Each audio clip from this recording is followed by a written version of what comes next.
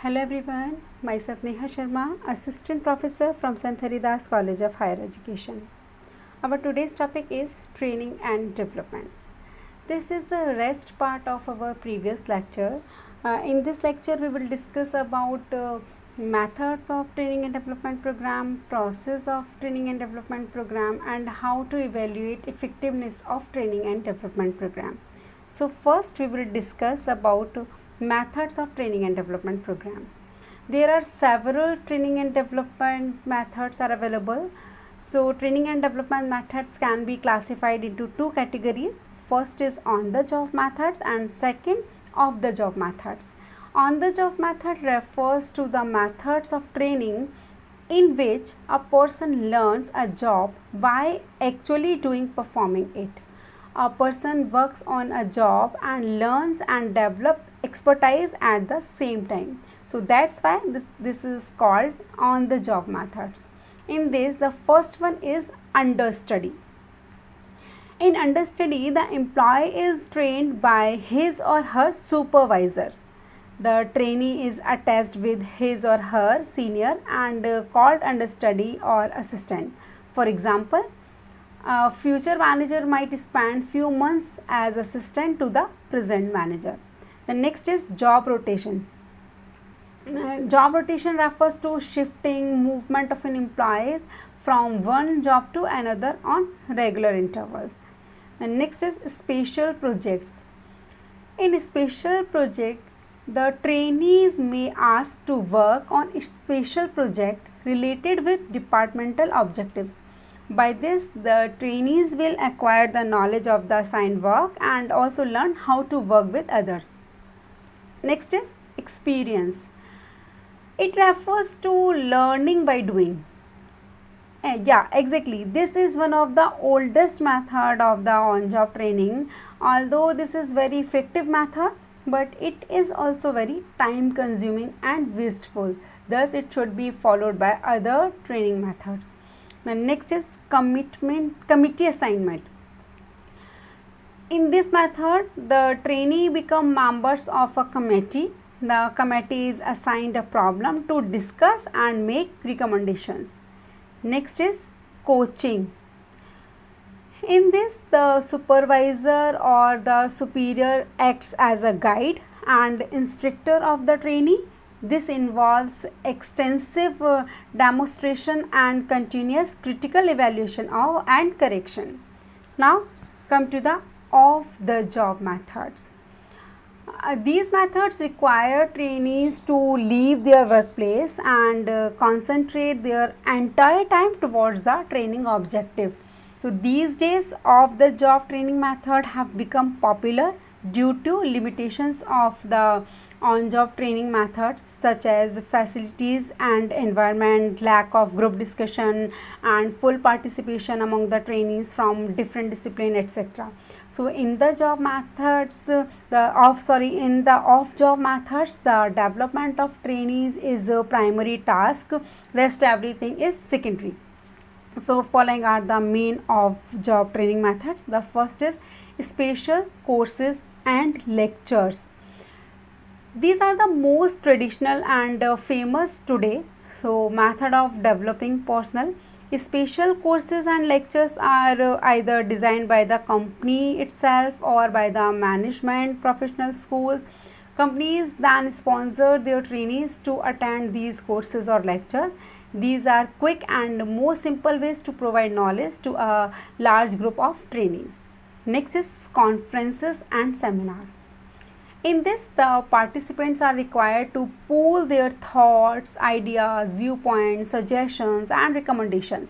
By attending conference and seminars, trainees try to look at a problem for different angles as the participants are normally from different fields and sectors. The next is selected reading. Selected reading is the self-improvement training techniques.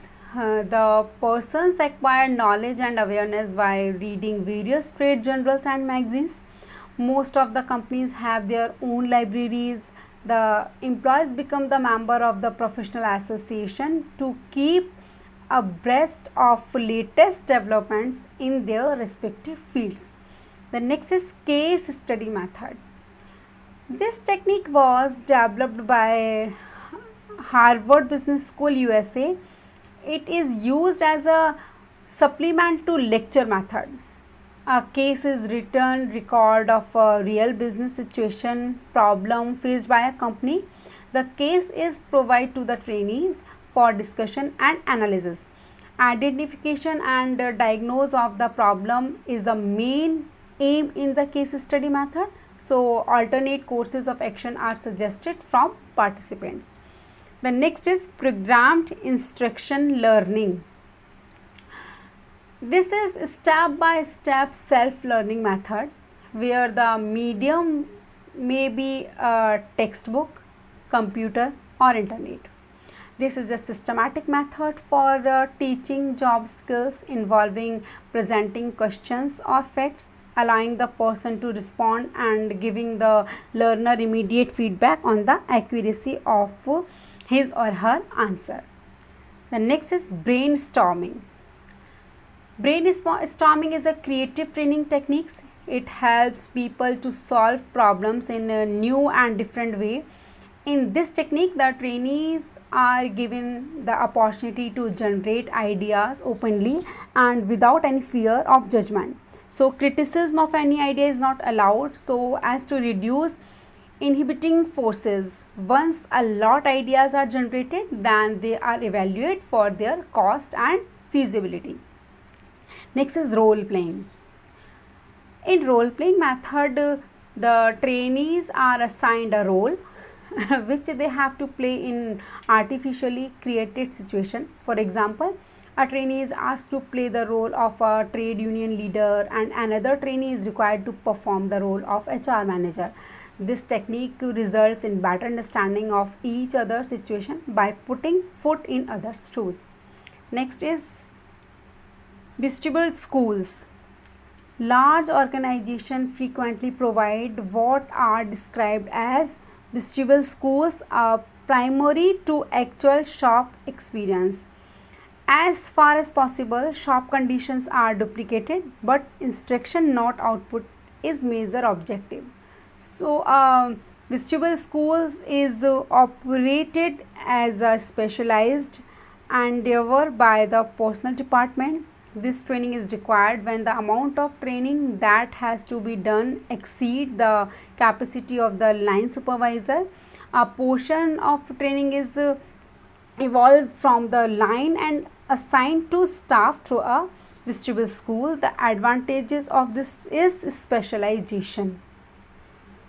Next is in basket exercise. In this technique, the trainees are provided background information on a simulated firm and its product and key personnel. After this, the trainees are provided with in a basket of memos, letters, reports, requests and other documents related with the firm.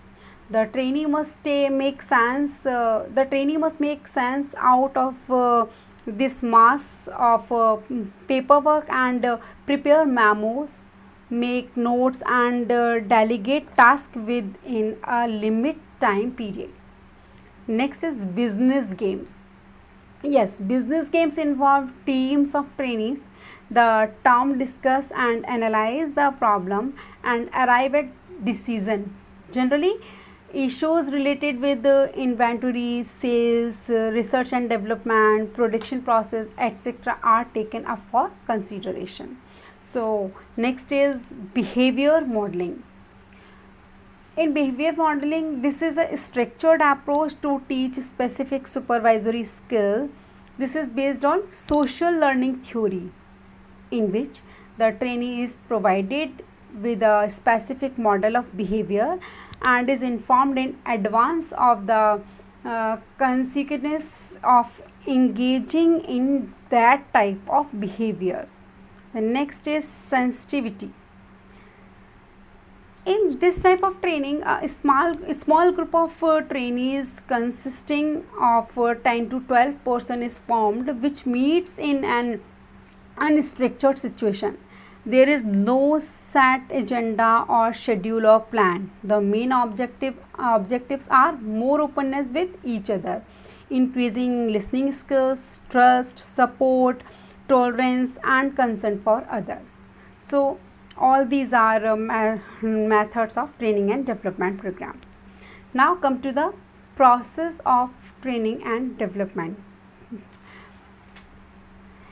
And in the process there are main 5 steps are included. The first is needs assessments, second is setting objectives, designing, implementation, and evaluation. So in the first step is in the training process is to assess the need for training the employees. The need for training could be identified through a diagnosis of present and future challenges and through a gap between the employee's actual performance and the standard performance. So in first of all we will analyze the need, that why training and development program is important. The next is setting objective. Once the needs are identified, then the objective for which the training is to be conducted are established. The objective could be based on the gaps seen in the training programs conducted earlier and the skill set developed by the employees. The next is designing training program. Now the next step is to design the training program in line with the set objectives. Every training program encompasses certain issues such as who are the trainees, who are the trainers, what methods are to be used for the training, and what will be the level of training, etc., etc. So in this point we will discuss about the we will design the training program, that how to design or how to complete the training and development program effectively and efficiently. Next is implementation of the training program. Once the designing of the training program is completed, the next step is to put it into the action. Now it's time to action. The foremost decision that needs to be made is where the training will be conducted, either in-house or outside the organization. Once it is decided, then the time for the training is set along with the trainer who will be conducting the training session. Also the trainees are monitored continuously throughout the training program to see if it's effective and it is able to retain the employee's interest. The next and last is evaluation of the training program. After the training is done, the employees are asked to give their feedback on the training session and whether they felt useful or not. Through feedback, an organization can determine the weak spot, if any, and can rectify it in the next session. The evaluation of the training program is a must because companies invest hug amount in these sessions and must know its effectiveness in terms of money. So thus every firm follow the series of steps to design an effective training program that serve the purpose for which it was intended. So all these are steps of training process. Now come to the evaluating training effectiveness. How we can evaluate that the training program is effective or not. And we will discuss this the effectiveness of training program with the help of these 4 levels. The first level is reaction. We see to what extent did the participant find the training useful, challenging, well structured, organized, and so on. In level 2, learning. To what extent did participants improve knowledge and skills and change attitudes as a result of the training? Next, behavior. To what extent did participants change their behavior back in the workplace as a result of the training? And last is result. What measurable organizational benefits resulted from the training in terms such as productivity, efficiency, and sales revenue? So all these are steps for evaluating the effectiveness of training program. I hope all you understand the topic. Thank you so much.